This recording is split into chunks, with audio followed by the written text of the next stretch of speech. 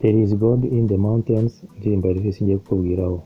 There is God in the mountains, song recorded by Elvis Presley in 1963, was written by Bill Giant, Barney Boom and Florence Case, was primarily recorded for his 1963 musical film Kissing Cousins.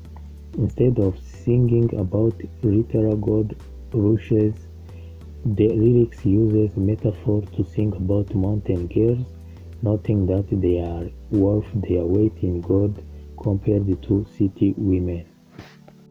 Mu misozi y'iwacu hatuye abakobwa benshi kandi beza cyane, agaciro kabo kameze nk'aka zahabu. Iyo uri kumwe nabo ubafite mu gituza cyawe, uba wumva nta kindi kibiruta.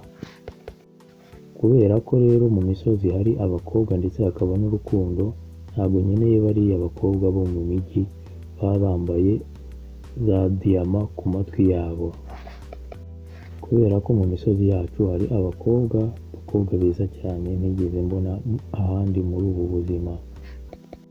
Abo bakobwa iyo ubakubise amaso ukareba uburyo bamwenyura, wumva utangiye gucika intege mu mubiri ndetse bihereye no mu mavi yawe.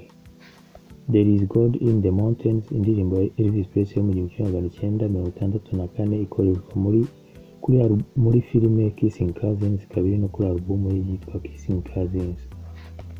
Uzi kubana nanjye ibitekerezo cyangwa inyunganizi, banyandikiye muri comment, iyo ukanda na subscribe, urakoze ugira ibihe byiza.